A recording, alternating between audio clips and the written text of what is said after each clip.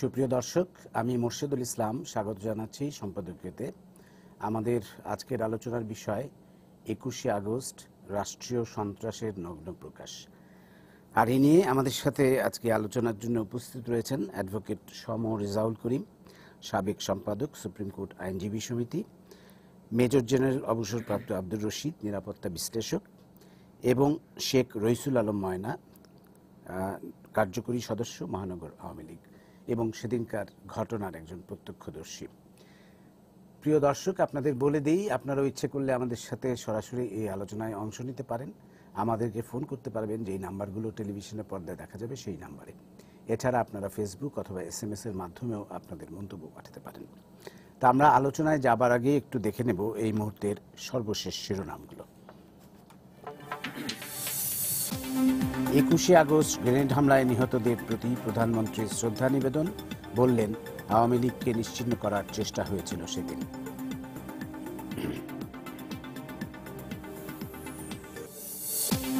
স্প্রিন্টারের অসহ্য যন্ত্রণা নিয়ে গ্রেনেড হামলায় বেঁচে যাওয়া অনেকেই কাটাচ্ছেন অসহায় জীবন। দু চোখে ঘাতকদের বিচার দেখে যাওয়ার প্রতীক্ষা। গাজীপুরে গুলিতে নিহত বাড্ডার সাইদুর রহমান। টাঙ্গাইলে মারা গেছে এক সর্বহারা নেতা। পুলিশ বলছে বন্দুকযুদ্ধ।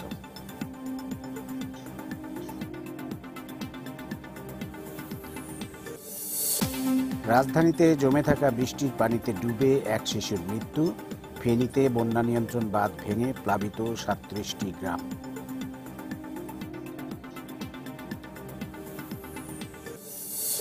এবং টাঙ্গাইলে প্রতিবন্ধী তরুণীকে ধর্ষণের অভিযোগ। মামলা তুলে নিতে নির্যাতিতার পরিবারকে দেয়া হচ্ছে হুমকি। অভিযুক্তকে দ্রুত গ্রেফতারের আশ্বাস পুলিশের।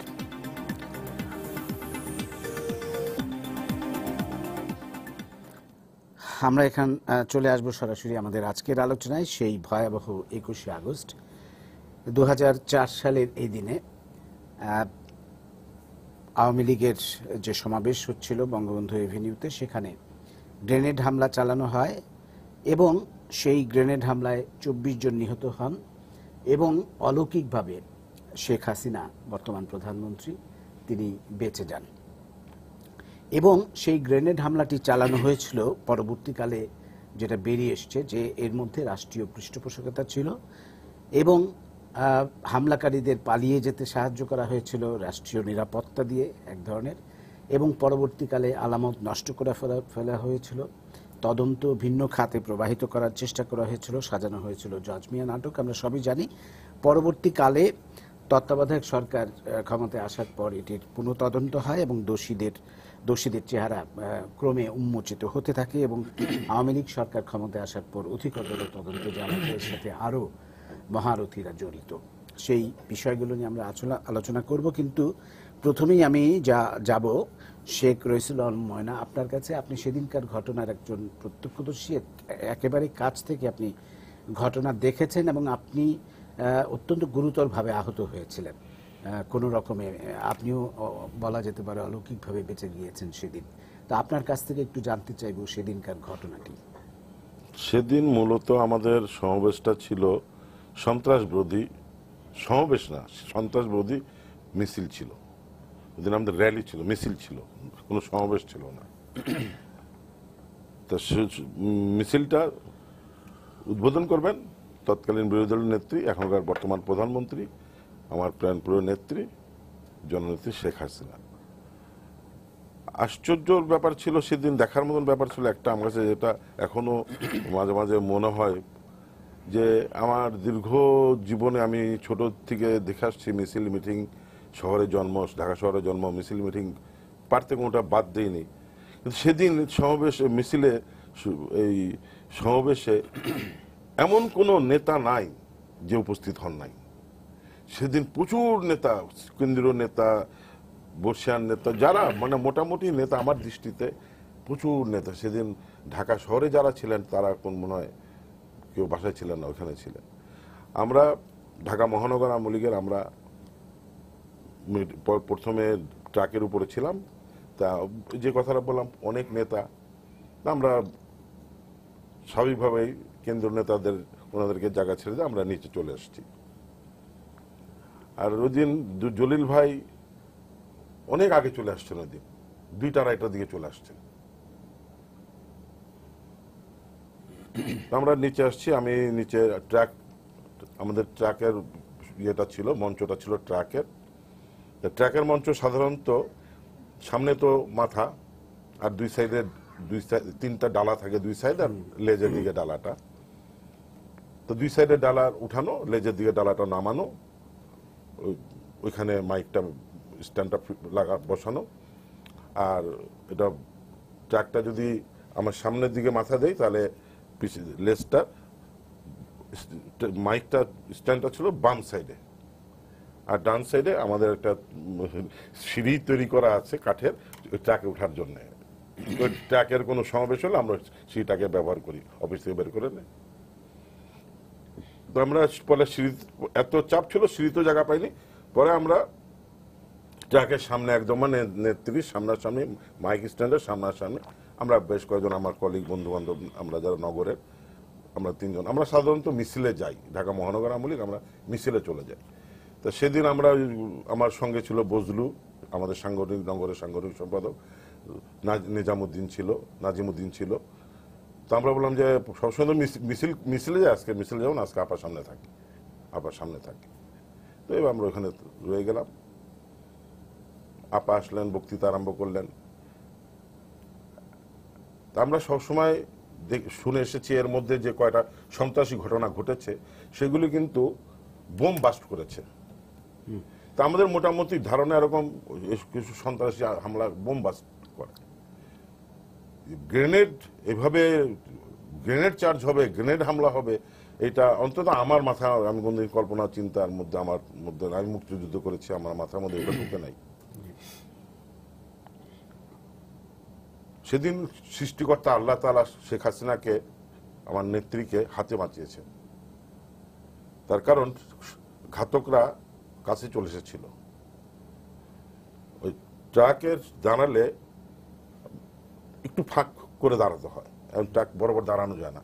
আমরা ট্রাকের থেকে 1.5-2 ফুট দূরে যান, আমরা মুখটা দেখতে পাই, আপনার মুখটা যা দেখতে পাই, ওইভাবে 1.5-2 ফিট ফাঁক করে দাঁড়িয়েছি। 4-5 মিনিট বক্তৃতা চলার পরে ওই ট্রাকের মাথার সাইড দিক দিয়ে, ওই ডালার পাশ দিয়ে, এখানে একটা ছেলে আমাদের সামনে, আমরা তো গ্যাপে, ওই গ্যাপের মধ্যে একটা ছেলে ট্রাকের একদম ট্রাকের সামনে এসে দাঁড়াইছে। তার বয়স 28, 30, 32 এরকম হবে, জিন্স পরা। তা আমরা যারা সাধারণত আপার কাছে থাকি, তো মোটামুটি ছাত্রলীগ হোক, যুবলীগ হোক, যে সংগঠনই হোক, আমরা মোটামুটি চেহারা চিনি আমরা। তো ওকে যখন দেখলাম তখন স্বাভাবিকভাবে প্রশ্ন উঠলো কে। তা হাতে দেখলাম হাত খালি, কিছু নাই। তো কে, আমরা নিজেরা বললাম যে কে, আমরা কেউ আইডেন্টিফাই করতে পারলাম না, চিনতে পারলাম না। তখন ওকে জিজ্ঞেস করলাম তুমি কে, এখানে কি জন্য, কি কোন সংগঠন করো, ছাত্রলীগ, যুবলীগ, কোন কি করো, কোনো কথা বলে না। ওকে বের করে দিলাম, যাও, ও যেখান দিয়ে আসলো দিক দিয়ে বের করে দিলাম। আপনার মিটিং প্রায় শেষের দিকে 5-7 মিনিট আগে হবে এরকম, ঠিক ওইভাবে আবার একজন আসলো, এসে ঠিক ওইখানে দাঁড়ালো। তখন ওকে আমরা যখন নিজেরা বললাম কে চিনো, কেউ যখন আইডেন্টিফাই করতে পারলাম না, তখন ওকে ঘাট ধরে বের করে দিলাম, ওদিক দিয়ে একটু আগায় বের করে দিয়ে আসলাম। আর পুলিশকে বলে আসলাম, পুলিশ সামনে একটা পুলিশ ছিল, যে কোনো অপরিচিত লোক ঢুকতে দেবেন না। আমাদের ঝুমু মগবাজারের ও আহত হয়েছিল, আসার সময় ঝুমুকে বললাম, ঝুমু তোমরা এখান থেকে, মেয়েদের এখান থেকে কোনো লোক কাউকে পাশে ঢুকতে দেবা না, ঢুকতে দাও কেন, অপরিচিত লোক ঢুকতেছে। তারপরে তো এই ঘটনা ঘটলো। ঘটনা তো কিরকম বিভীষিকাময় ঘটনা। যখন আমার যেটা মনে হয়, আমি 2টা আওয়াজ শুনলাম, 2টা আওয়াজ পরে আমার মনে কিছুক্ষণের জন্য আমি যখন সেন্স আসে তখন আমি রাস্তায় পড়া, উঠতে গেলাম, দেখি আমার লোয়ার পোর্শন ফ্রিজ, কোনো নিচের পোর্শন নাই মনে হলো। আমার যখন সেন্স আসলো, আমার মনে হয় কয়েক সেকেন্ডে আমি মনে হয় সেন্স হারাচ্ছিলাম। তাকে দেখি না, লোয়ার পোর্শন তো আসছে কিন্তু কোনো অকেজু, কোনো মানে অবশ্যই হয়ে গেছে। তো পরে রইলাম। এর মধ্যে আমি সেন্স আসার পরে বাকি 7-8টা 10টা মতন ফুটলো বরাবর। তখন মানে সিরিজ ফুটা আরম্ভ করলো, দাম দাম দাম দাম দাম। অল্প সময়, সবটাই অল্প সময়ের মধ্যে। তখন আমার সেন্স আছে, আমি রাস্তায় পরে দেখছি যে ট্রাকের মধ্যে আপাকে সবাই ঘিরে ফেললো, মায়া ভাই, হানিফ ভাইরা সব ঘিরে ফেললো, পরে আপাকে নিয়ে নামাই নিয়ে গেল। আমি দেখছি, আর এদিকের তো পরে বলছি এদিকের যে কি দেখলাম, তা আপাকে নামাই নিয়ে গেল, গাড়িতে উঠালো, টিয়ার গ্যাস, গুলি। সেন্স তো আছে, কিন্তু কোনো কিছু বুঝে উঠতে পারছে ঘটনাটা কি হচ্ছে। তখন যখন আপা গাড়ি নিয়ে বের হয়ে গেল, তখন ওই মুহূর্তে ওই টিয়ার গ্যাস তখন চলছে, তখন চিন্তা করলাম সেভ হইতে হবে। আর ডান দিকে তাকাই, এদিকে এই অবস্থা, বাম দিকে তাকাই, এদিকে এই অবস্থা, মানে লাশ। তো ওইখান থেকে কোনো মতো আমি নিজেকে সেভ করে, মানে ট্রোলিং গায়ের শক্তি দিয়ে, শক্তিও ব্লিডিং হচ্ছে, কিন্তু ফুল ব্লিডিং হচ্ছে। যে মেয়র ইলেকশন যে হলো না এবার, আমাদের যে দক্ষিণের যে অফিসটা ছিল, সাইদ খোকনের অফিসটা, ওইখানে আমাদের মুক্তিযোদ্ধারা বসতো। ওই একটা নিচতলায় রাজ্জাকের পাশে একটা রুম ছিল, মুক্তিযোদ্ধারা বসতো। তা আমি করলাম কি, ওই মানে শেষ শক্তি দিয়ে ওখানে যে ওই রুমটা আবার একটু করিডোর, তারপরে রুম। আমি করিডোরের লাস্ট মাথায় যেয়ে পড়ে গেলাম, ওখানে পড়েছিলাম। আমি যখন যাই ওর ভিতরে পড়ি, তখন রুমের লোক জাম ভরা, ধরেন 200 জনের ক্যাপাসিটি হলে এখানে মনে হয় 800 জন লোক ঢুকে গেছে, ছেলে মেয়ে আমাদের। তো অনেকে মৃত্যুর আগে পানি চায়, আমি এটা দেখি। তা আমার পানির তৃষ্ণা, আমার মনে আমি মানে পানির কারণে মারা যাব, আমার পানি দরকার। তা আমি অনেকের কাছে পানি চাচ্ছি, কেউ রেসপন্স করে না। আমার অফিসের পিয়ন টিয়ন যারা কলিগ টালিগ আমাদের সঙ্গে, আমি কাউকে দোষ দেই না, সবাই আতঙ্ক কি হচ্ছে। তখন যে যার এই অবস্থায়, পরে এটা আমি বুঝলাম যে ঘটনাটা হওয়াটাই স্বাভাবিক। পরে কে আমাকে একটু পানি দিল, পরে আমার আবার কিছুক্ষণের মধ্যে সেন্স ছিল না, কয়েক মিনিট মনে হয় ছিল না, 8-10 মিনিট হয়তো ছিল না। তো তাকায় দেখি রুমের কেউ নাই, রুম খালি, আমি একা পড়ে রয়েছি ওই করিডোরে, আমি একা, রুম ফাঁকা, কেউ নাই। তো এখানে পড়ে রয়েছি, আমার কোনো শক্তি নাই যে আমি একটু নড়বো, আমার কোনো শক্তি নাই। তাকায় দেখি রক্ত ইয়ে হয়ে গেছে, আর আমার পায়ের যে ঝাঁঝরা হয়ে গেছে, মানে ফিসকিরির মতন বেরোচ্ছে, কোনটা গড়ায় গড়ায় পড়ছে, নানানভাবে রক্তপাত হচ্ছে। তো এখানে পড়ে রয়েছি, কিছুক্ষণ পরে দেখি যে আগুন, বাইরে আগুন জ্বলছে। তখন আমার কাছে মনে হলো আমার বাড়ির সংক্ষেপ করতে হবে, আমার বাড়ির সিদ্ধেশ্বরী, তো রাজারবাগে 71 সনে 25শে মার্চে এরকম আগুন জ্বলছিল, মনে হচ্ছে বাসার মধ্যে আগুন, বাসার পাশের বাড়িতে আগুন জ্বলছে। তা আমার মনে হচ্ছে আমি মনে আগুনে পুড়ে যাবো, মানে এরকম, মানে এই।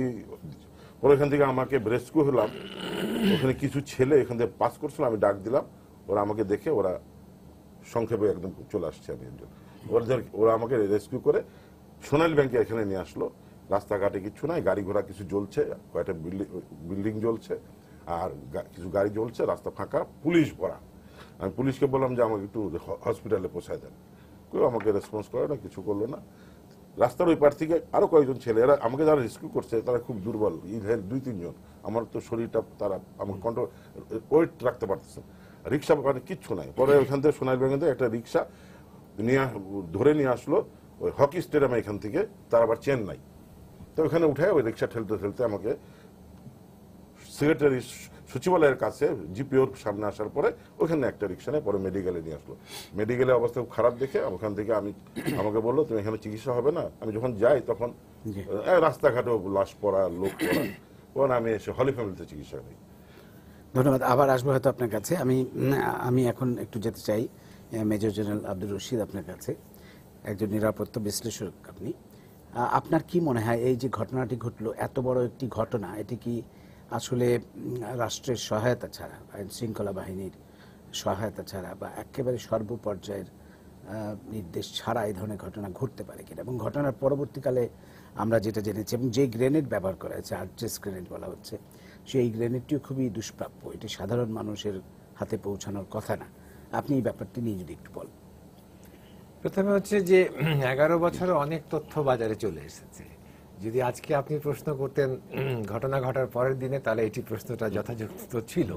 এখন সবকিছু উন্মুক্ত হয়ে গেছে, আমরা জানি গ্রেনেড কোথা থেকে এসেছে, এখানে কারা কারা সম্পৃক্ত হয়েছে।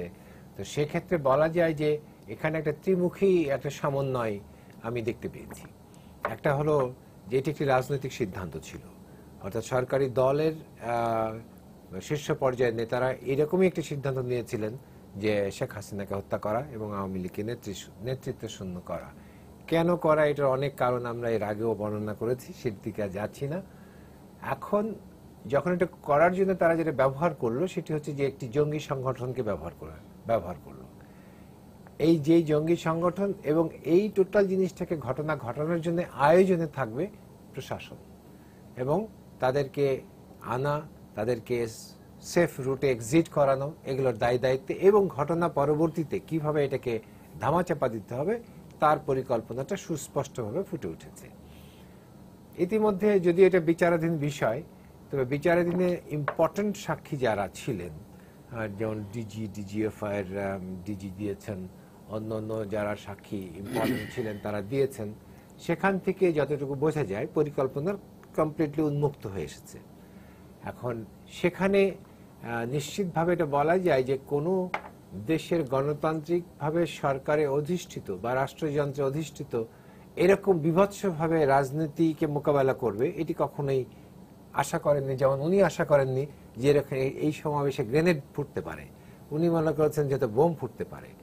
তো এই গ্রেনেডটি সম্পর্কে আমি একটু বলতে চাই, সেটি হচ্ছে এটি হলো কিন্তু অত্যন্ত মারাত্মক আধুনিক গ্রেনেড, যেটি মানব বিধ্বংসী গ্রেনেড নামে পরিচিত। অস্ট্রিয়ান কোম্পানি এটা প্রথম তৈরি করেছিল, আগের গ্রেনেডের ভার্সন থেকে অনেক উন্নত করে।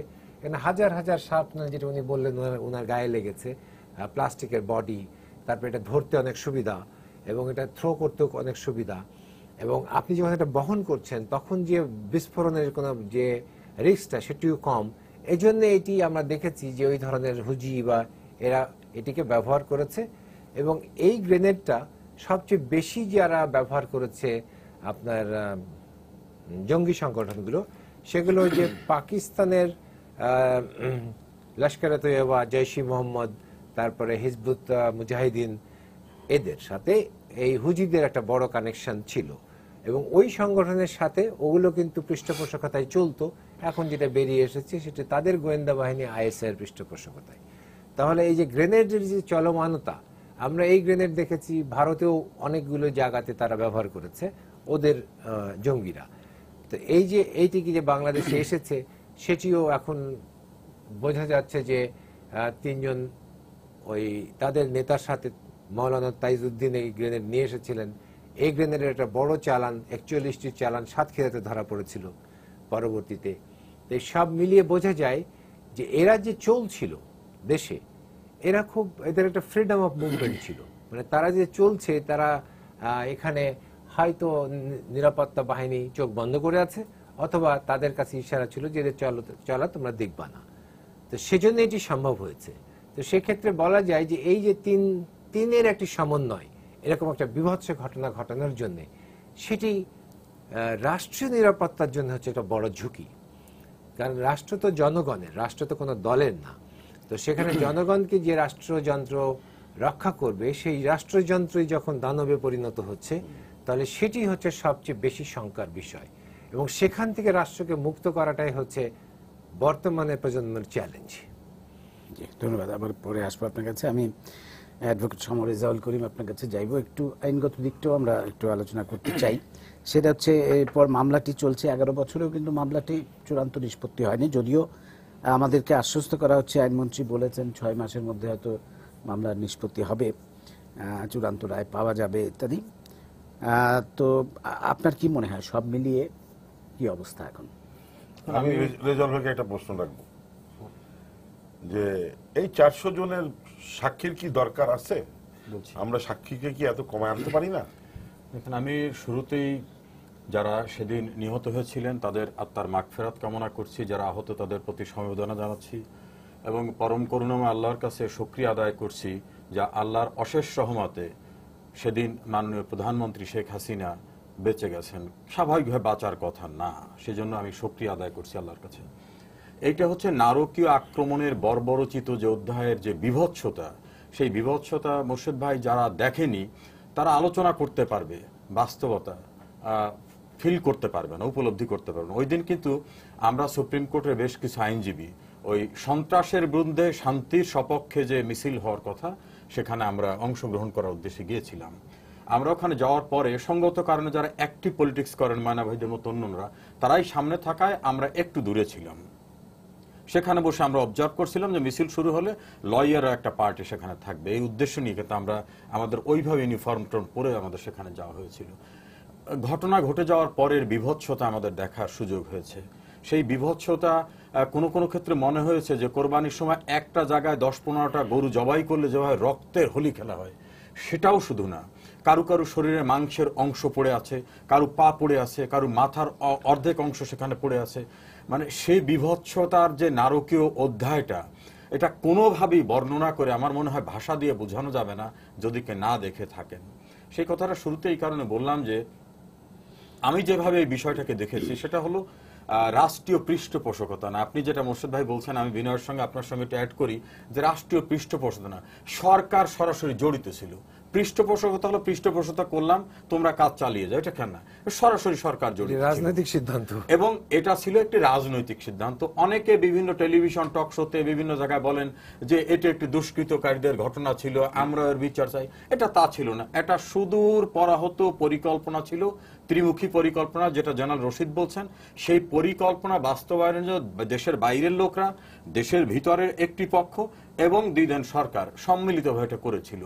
সাক্ষ্য প্রমাণের যে তথ্যটি এসেছে, সেই তথ্যটিতে লিঙ্কটা আমি খুব সংক্ষেপে বলি যে দ্বিদেন স্বরাষ্ট্রমন্ত্রীর সঙ্গে তাদের বৈঠক হয়েছে, আব্দুল সালাম পিন্টু উপমন্ত্রী, তার সঙ্গে বৈঠক হয়েছে। মুফতি আব্দুল হান্নান তিনি বলছেন যে তারেক রহমানের সঙ্গে তাদের কিভাবে কথা হয়েছিল, এবং এই ঘটনাকে বাস্তবায়নের জন্য তখন ল এনফোর্সিং এজেন্সি যারা ছিল তাদেরকে ইনস্ট্রাকশন দেওয়া হয়েছিল। কারণ দ্বিদেন লিডার অব দ্য অপোজিশন কিন্তু ক্যাবিনেট মিনিস্টারের স্ট্যাটাস এনজয় করেন। তাহলে একজন মন্ত্রী যেখানে প্রোগ্রাম করতে যাচ্ছেন সেখানে প্রোটোকল থাকবে, তার নিরাপত্তা নিশ্চিত করার কথা থাকবে।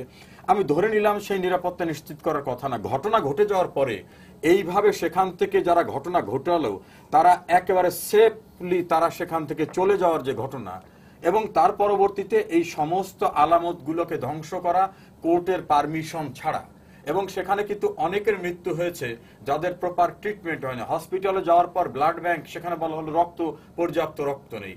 রাষ্ট্রের দায়িত্ব ছিল যারা আহত, যেটা ময়না ভাই বললেন বেদনা বিদুর অবস্থায়, যে তাদেরকে উদ্ধার করে ওখানে নিয়ে যাওয়া। রাষ্ট্রের একটি ফায়ার ব্রিগেডের গাড়ি আসে নাই, পুলিশের গাড়ি আসে নাই, আর্মির গাড়ি আসে নাই, হসপিটালের কোন অ্যাম্বুলেন্স আসে নাই। অর্থাৎ যারা ওখানে গিয়েছিল তারা মরবি তো মর, আরো কিছু স্থানে মরার মুখোমুখি হয়। এবং সবচেয়ে নারকীয় অধ্যায় ছিল যে বর্বরচিত আক্রমণে নারকীয় পার্টটা ছিল যে যখন শেখ হাসিনা কোনো না কোনো ভাবে আল্লাহর রসের মতো বেঁচে গেলেন, গাড়িতে উঠলেন, তখন গাড়িকে টার্গেট করে গুলি করা। সেটা ছিল আরো বর্বরচিত অধ্যায় যে তুমি বেঁচে যাচ্ছ কেন, তোমাকে গাড়ির ভিতর দরকার হয় গুলি করে মেরে ফেলবো। এই সব কিছু ঘটলো রাজধানীর উপকণ্ঠে, একটি সরকার ব্যবস্থা তখন বাংলাদেশে আছে। এই জন্যই কথাগুলো বলছি যে রাষ্ট্রের পৃষ্ঠপোষকতা না, সরাসরি সরকার এই কাজটি করেছে। সেইখানে সরকার ভাড়াটিয়া হিসেবে হয়তো কিছু লোকদের ইনগেজ করেছে। অনেককে কিন্তু খুনি বলা হয়, সে নিজে রাইফেল চালায় না, কিন্তু খুনের সব কিছু তারা করে। হয়তো সেদিন বোমা বিস্ফোরণের ঘটনায় রাষ্ট্রের পুলিশ, আর্মি বা অন্য কোনো বা মন্ত্রীরা সরাসরি বোমা বিস্ফোরণ বা গ্রেনেড বিস্ফোরণ ঘটাননি, কিন্তু তাদেরই ডিপ্লয়েড লোকরা করেছে, এবং সেখানে রাষ্ট্রযন্ত্র পরিপূর্ণভাবে এই কাজটি করার সুযোগ করে দিয়েছে, শুধু না সহায়তা করেছে। আমি আবার বলছি, সুযোগ না, সহায়তা করেছে। ফলে আইনের পরিভাষায় দ্বিদেন গভর্নমেন্টে যারা ছিলেন তারা এই ঘটনা ঘটিয়েছেন, তারা সহযোগী হিসাবে কিছু ব্যক্তিদের নিয়েছেন। এই জন্য ওর দায় দায়িত্ব দ্বিদেন প্রাইম মিনিস্টার, দ্বিদেন হোম মিনিস্টার এবং এই সরকারে যারা ছিলেন এবং যারা রাষ্ট্র ক্ষমতায় দলটি ছিলেন তারা কোনোভাবে অস্বীকার করতে পারে না। এই জন্য আমি বলছি যে রাষ্ট্রকে পরিপূর্ণভাবে, দ্বিদেন রাষ্ট্রকে পরিপূর্ণভাবে দায়িত্ব নিতে হবে। দ্বিদেন সরকার এই খুনের ঘটনা ঘটিয়েছে। ধন্যবাদ। আমরা একটা টেলিফোন নিয়ে আবার ফিরে আসবো আপনার কাছে। প্রিয় দর্শক, আপনার পরিচয়টা দিয়ে প্রশ্নটা করুন। আসসালামু আলাইকুম। ওয়ালাইকুম সালাম। আমি মোহাম্মদ ওদাউর রহমান, আমার বাড়ি খুলনায়। জি বলুন। আমার প্রশ্ন হচ্ছে যে 2004 সালে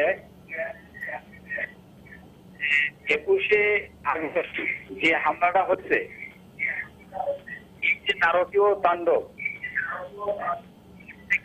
11 বছর যাবত এই আপনার টেলিভিশনের ভলিউমটা একটু বন্ধ করেন।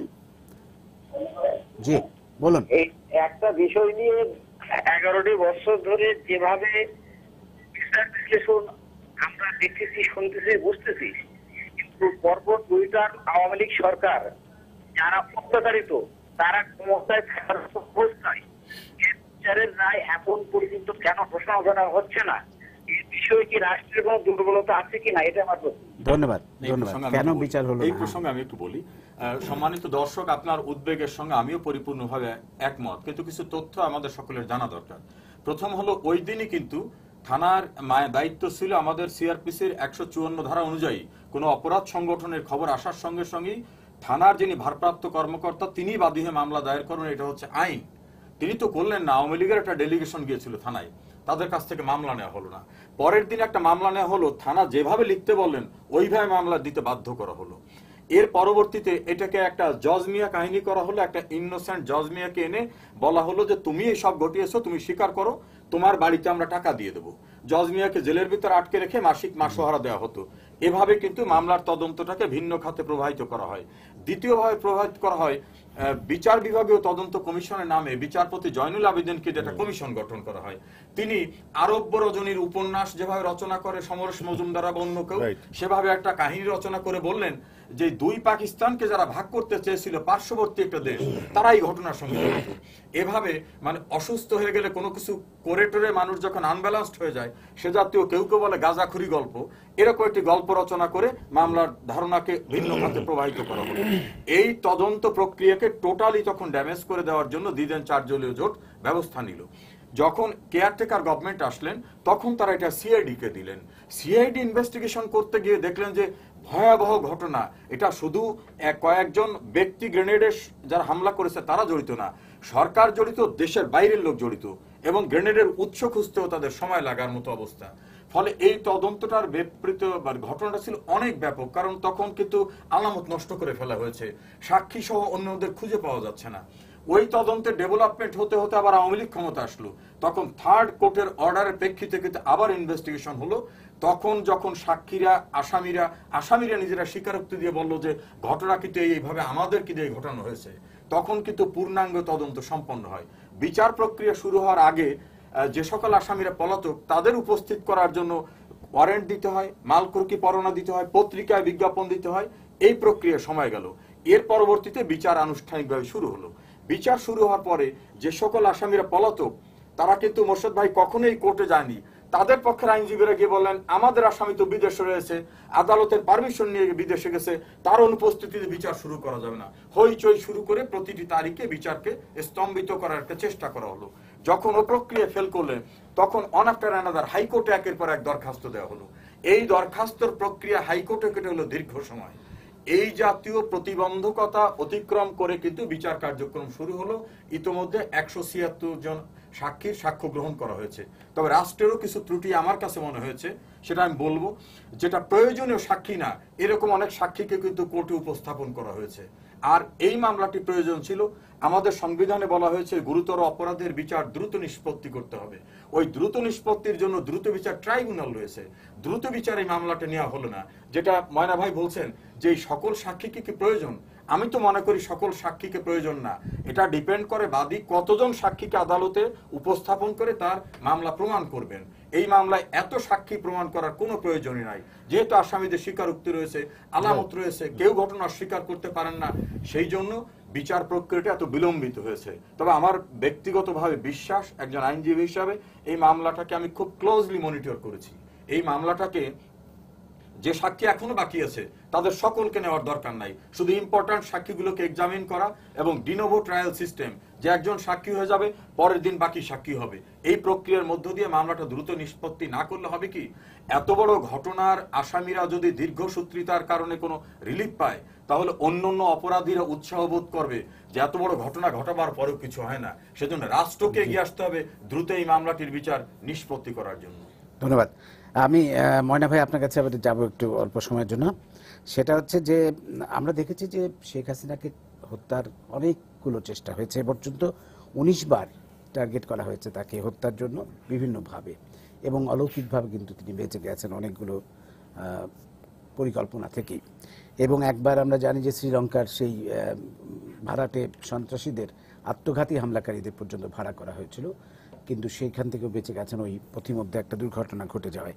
তো যাই হোক, কিন্তু তার মধ্যে আমরা যদি বলি দুইবার সরাসরি রাষ্ট্রীয় পৃষ্ঠপোষকতায় না, রাষ্ট্রীয় আয়োজনে তাকে হত্যা করার চেষ্টা করেছিল। একটা তো 2004 সালের 21শে আগস্ট, আরেকটি ছিল 1988 সালে 24শে জানুয়ারি। আপনার যদি মনে থাকে যে চিটাগং। চট্টগ্রামের লালদিঘি ময়দানের একটা জনসভায় তিনি যখন যাচ্ছিলেন মিছিল করে, সেই মিছিলে পুলিশ এবং বিডিআর সরাসরি গুলি করে, যেখানে 7 জন নিহত হন এবং আহত হন 3 শতাধিক। 24 তারিখ ছিল সম্ভবত, 24শে জানুয়ারি। তো পুলিশ এবং বিডিআর গুলি করে তার জনসভায়, সেটাও কিন্তু তাকে হত্যা করার জন্যই। কিন্তু তখন ক্ষমতায় ছিলেন এরশাদ। আজকে সেই এরশাদ কিন্তু আপনাদের সহযোগী। আপনি কি বলবেন? এরশাদ আমাদের সহযোগী, হ্যাঁ আমাদের সহযোগী বললে ঠিক হবে না। এরশাদের আলাদা দল, সে আলাদা রাজনীতি করে, সে তার রাজনীতি দর্শনে সে তার বুঝে সে চলে। আমরা তাদের সাথে কোনো সম্পৃক্ততা নাই আওয়ামী লীগের সাথে। তা আপনি যে কথাটা বললেন, শেখ হাসিনাকে তো হত্যা করতে চায়নি, বাংলাদেশকে হত্যা করতে চেয়েছে এরা। আপনি একটু চিন্তা করেন, 2021 সালে 2004 21 আগস্টে যদি আল্লাহ না করুক কোনোদিন যেন এই ঘটনা না ঘটে শেখ হাসিনার উপরে, ধরে নেন যদি ওই দিন শেখ হাসিনা মারা যেতেন, বাংলাদেশ আজকে এখানে থাকতো? এটা তালেবান রাষ্ট্র হয়ে যেত। বাংলাদেশ বলে হয়তো শব্দটা থাকতো, আর কর্মকাণ্ড হতো তালেবানি। আপনার আমার মতন এরকম চ্যানেলও থাকতো না, এখানে এসে বসে কথা বলতে পারতাম না। সে তো বটে। শেখ হাসিনাকে হত্যা করতে চায়নি ওরা বাংলাদেশকে হত্যা করতে চেয়েছে। 75-এ বঙ্গবন্ধুকে হত্যা করেছে, যেমন দেশটাকে ধ্বংস করতে চেয়েছিল। সৃষ্টিকর্তা আল্লাহ তাআলা শেখ হাসিনাকে বাঁচিয়ে রেখেছিলেন। শেখ হাসিনা যদি দেশে না আসতো, শেখ হাসিনাও দেশে না আসলে এটা তালিবানি রাষ্ট্রই থাকতো। শেখ হাসিনাকে ওরা হত্যা করতে চায়নি, ওরা বাংলাদেশকে হত্যা করতে চাচ্ছে, এখনো তারা চাচ্ছে। অতএব এই কারণে আমাদের সবাইকে সজাগ থাকতে হবে, আপনাকে, আমাকে, আমাদের সবাইকে। যদি আমাদের একটু জ্ঞান থাকে, তাহলে আমরা জ্ঞানটাকে প্রয়োগ করলে মনে হয় আমরা সবাই বেঁচে যাব। তার কারণ আমরা এখনো যারা অন্য রাজনীতি করি, মুক্তিযুদ্ধের চেতনা, মুক্তিযুদ্ধের আদর্শের বাইরে আমরা যারা রাজনীতি করি, তাদেরকে আমি বলবো আপনারা ভুল করছেন। জি, আমি ধন্যবাদ। আমি মেজর জেনারেল রশিদ আপনার কাছে আবার যাব যে এই যে পুরোপুরি রাষ্ট্রীয় আয়োজনে বিরোধী নেত্রীকে হত্যা করার যে চেষ্টা করা হয়েছিল, এটি মানে এই ধরনের উদাহরণ সারা পৃথিবীতে খুঁজলে মানে খুব বেশি পাওয়া যাবে না। না, পাওয়া যাবে না। আর এরকম বিভৎসতাও আমরা দেখিনি কোথাও। আমরা হত্যাকাণ্ড দেখেছি বেনজির ভুট্টোর, তো সেখানে গুলি করা হয়েছে, এত বিভৎসতা অ্যাপ্লাই করা হয় নাই। এখানে যে জায়গাটা আসছে সেটি হচ্ছে যে, যেমন ধরেন মাওলানা তাইজউদ্দিন, যিনি গ্রেনেড সাপ্লাই করেছেন বলে অভিযুক্ত, এবং উনি দেশ ছেড়ে পালিয়ে গেলেন। আমরা খুব আশাবাদী যে গতকালই খবর বেরিয়েছে যে তাকে ঠিক আছে, ফেরত দিতে রাজি হয়েছে দক্ষিণ আফ্রিকা। যে দেশ ছেড়ে পালিয়ে গেল, তখন কিন্তু মোটামুটি এই ধারণা তদন্তকারীদের কাছে চলে এসেছে যে উনি জড়িত। তখন তাকে পালিয়ে যেতে পালিয়ে যেতে সাহায্য করে না, তাকে প্লেনে উঠিয়ে ব্যবস্থা করে দিয়েছে যে আপনি যান। উনি পাকিস্তানে যেতে প্রেফারেন্স দিয়েছিলেন, সেখানে গিয়েছিলেন, তারপরে কেমনে আবার ইতে চলে গেছে, দক্ষিণ আফ্রিকায় চলে গেছে বলে এখন জানা যাচ্ছে। এই যে প্রচেষ্টা, যে আপনি এটি কিন্তু এখানেই না। আমরা আরেকটি বিষয় যদি আপনি একটু অ্যাড করতে চাই, যে সম্প্রতি একটা পত্রিকায় নিউজ এসছে যে বঙ্গবন্ধুর খুনিদের একজন, মানে যিনি পালিয়ে আছেন এখন, মানে মৃত্যুদণ্ডপ্রাপ্ত, আমি নামটা ভুলে গেছি, মেজর নূর, তিনি এসেছিলেন পাসপোর্ট নিয়ে। তখন বাংলাদেশি একটা পাসপোর্ট তাকে বানিয়ে দেওয়া হয়েছিল, এবং পাসপোর্ট নিয়ে তিনিও সরাসরি সেই হামলায় অংশ নিয়েছিলেন। মানে এটার কতটা সত্যাসত্য আমি জানি না। সেটি বলছি যে এই যে খবরগুলো আছে গোয়েন্দা তথ্যের কাছে, আমি যে বিষয়টা বলছি যে 1975-এ যখন বঙ্গবন্ধুকে হত্যা করা হলো, তখন যারা হত্যাকারী ছিল তাদেরকে ইনডেমনিটি দেওয়া হলো, তারপরে তারা বিভিন্ন দেশে পালিয়ে গেল, বিচার হলো। এখনো যারা পালিয়ে আছে তাদেরকে তো অনেক রাষ্ট্র আমাদের ফেরত দিচ্ছে না, বিভিন্ন কলকাঠি দিয়ে বলছে আমার দেশে এখানে মৃত্যুদণ্ডের বিধান আছে, আমার দেশে নাই। এটি তো আসল জিনিস না। আসল জিনিস হচ্ছে যে তারা যদি তখন কাউকে দিয়ে কোনো ঘটনা ঘটায়, তো তাকে রক্ষা করার দায়ভারও তাদের ঘাড়ে পড়ে। তো স্বভাবতই হিউম্যান রাইটস, মানবাধিকার, গণতন্ত্রের বচন নিয়ে যারা আমাদেরকে অনেক কিছু শেখান, এবং তারা তখন এইসব আইনের দোহাই দিয়ে, পাশে এখন আইনজীবী বসে আছে, দোহাই দিয়ে তারা কিন্তু এটা আটকাচ্ছে। এই বিষয়ে কিন্তু এখানেও তাই জিনিস। এখানে আমরা যেটা, উনি যে বললেন যে বিভিন্ন কারণে বিচার ডিলে হলো, তার চেয়ে একটা মূল জায়গাটা হচ্ছে, সেটা হচ্ছে ওই রাজনীতি। অর্থাৎ যেই রাজনৈতিক সিদ্ধান্ত এটা করা হয়েছে, সেই রাজনৈতিক সিদ্ধান্তের যে কানেকশন, সেটা তো ইন্টারন্যাশনালি অ্যান্ড ন্যাশনালি সব জায়গায় আছে। তো সেই ইনফ্লুয়েন্সটা কাজে তো লাগাবেই। তো সেক্ষেত্রে আপনি এটির বিচার এত তাড়াতাড়ি পেয়ে যাবেন, তারপরে বিচারের পরেও দেখা যাবে এই বিচার ব্যবস্থাকে নিয়ে অনেক আন্তর্জাতিক বা দেশীয়ভাবে প্রশ্নবিদ্ধ করা হবে। তো সেটি থেকে বোঝা যায় যে এই ধরনের কাজকে আমরা প্রত্যাখ্যান করব। আগামী দিনে যাতে রাজনীতি দিয়েই মোকাবেলা হবে, অস্ত্র দিয়ে না, বিভৎসতা দিয়ে না, সেটি যদি আপনি স্টাবলিশ করতে চান, তাহলে এর সুষ্ঠু বিচার এবং উন্মুক্ত বিচার জনগণের কাছে পরিষ্কারভাবে থাকতে হবে। সেটি বাংলাদেশ এখন আস্তে আস্তে করতে সক্ষম হচ্ছে, এবং সেই সক্ষমতা যত দ্রুত অর্জন করবে, তত দেশের নিরাপত্তার ভিত্তিটা তত বেশি হবে। আচ্ছা, আমি, আমাদের সময় প্রায় শেষ, আমি সময় রেজাউল করিম আপনার কাছে ছোট্ট একটা প্রশ্ন নিয়ে যাব। সেটা হচ্ছে, এই মামলায় তারেক রহমানকেও আসামি করা হয়েছে, আমরা জানি হাওয়া ভবন থেকে ইয়েটা হয়েছিল, ষড়যন্ত্রটা, কিন্তু সরকার প্রধান হিসেবে খালেদা জিয়াকে কি আসামি কেন করা হচ্ছে না? দেখুন, আমি ব্যক্তিগতভাবে যেটা বুঝি, যে সেই সময় যারা দায়িত্বে ছিলেন তারা কোনোভাবেই দায়িত্ব এড়াতে পারে না, যেটা জেনারেল রশিদ বলছেন পরিষ্কারভাবে। এখন সেই ইনভেস্টিগেটিং এজেন্সি হয়তো মনে করেছে যে একেবারে সরাসরি কিলিং এবং এটার সঙ্গে ডাইরেক্ট পার্টিসিপেশন যাদের ছিল তাদেরকে বিচারটা না করে একেবারে একটু দূরবর্তী যারা কোনো না কোনোভাবে বেনিফিশিয়ারি, তাদেরকেও যদি আইনের আওতায় নিয়ে আসি, আইনে কিন্তু আনার সুযোগ আছে। অর্থাৎ আপনি জেলের ভিতর থেকেও কিন্তু হত্যা মামলার আসামি হতে পারেন যদি ওখান থেকে পরিকল্পনা দেন। তাহলে হয়তো দেখা যাবে এই জিনিসটাকে রাজনৈতিক কালার দিয়ে দেখা যাবে মূল যারা বড় সরাসরি জড়িত তাদের বিচারটা ব্যাহত হতে পারে কিনা, এরকম একটি চিন্তা এই ক্ষেত্রে হতে পারে। যে জায়গাটাকে আমি খুব ইম্পর্টেন্স দিই সেটা হলো এত বড় ঘটনার পরে যে মানবিক দৃশ্যটা আমরা দেখেছি। আমরা ওই ঘটনার পর সুধাসদনে গিয়েছিলাম, তো আজকের মাননীয় প্রধানমন্ত্রী তিনি নির্বাক স্তব্ধ হয়ে তাকিয়েছিলেন, আরো কিছু লয়ার ছিল, অন্য রাজনৈতিক নেতারা ছিল, উনি কিছুই বলছিলেন না। একটা পর্যন্ত বললেন যে ওরা বারবার আমাকে মারতে চায় কেন, আমার বাবা দেশটা স্বাধীন করছিল, সেটাই কি তার অপরাধ? আমি মুক্তিযুদ্ধের চেতনা দেশটাকে এগিয়ে নিতে চাই, সন্ত্রাসের বিরুদ্ধে কথা বলতে চাই, সেটা কি আমার অপরাধ? এই জায়গার থেকে তিনি কিন্তু রাজনৈতিক কর্মসূচি দেন নাই, বরং মানবিকভাবে তাদের চিকিৎসার জন্য নিজ খরচে, পার্টির খরচে চিকিৎসার জন্য বাইরে পাঠানো সহ ব্যক্তিগত জীবনে কিন্তু পার্টলি তিনি ফিজিক্যালি ডিসেবলড, এই সামগ্রিক অবস্থায় তিনি। আমাদের সময় শেষ মানে ভাই, আর কিছু আর আমরা আজকে সুযোগ পাবো না বলার। তবে অবশ্যই আমরা তো বুঝতেই পারছি বারবার শেখ হাসিনার উপর কেন আঘাত করা হচ্ছে, যেটা ময়না ভাই বললেন অত্যন্ত স্পষ্টভাবেই, যে শেখ হাসিনাকে হত্যা করতে পারলেই বাংলাদেশের মুক্তিযুদ্ধের চেতনাকে, বাংলাদেশের সব অর্জনকে হত্যা করা যাবে। এটা অপরাধীরা ভালোভাবেই জানেন। তো আমরা আশা করব যে এই যে রাষ্ট্রীয় সন্ত্রাস, এই সন্ত্রাস বন্ধ হবে এবং আগামীতে আমরা একটা সুন্দর দৃষ্টান্তমূলক শাস্তি হবে প্রত্যাশা করি এবং একটা সুন্দর শেখ হাসিনাকে আগামী 20 বছরের জন্য সৃষ্টিকর্তা বাঁচা রাখে। আরো বেশি আমরা 20 বছর না, আমরা আশা করি আল্লাহ যেন শেখ হাসিনাকে বাঁচিয়ে রাখেন, অনেকদিন বাঁচিয়ে রাখেন, মানুষের কল্যাণে কাজ করার জন্য। দেখেন, যতদিন পর্যন্ত বাংলাদেশ একটা সত্যিকার মুক্তিযুদ্ধের আদর্শের রাষ্ট্রে পরিণত হতে পারছে, ততদিন পর্যন্ত আপনাদের সবাইকে ধন্যবাদ জানিয়ে শেষ করছি আজকের সম্পাদকীয়।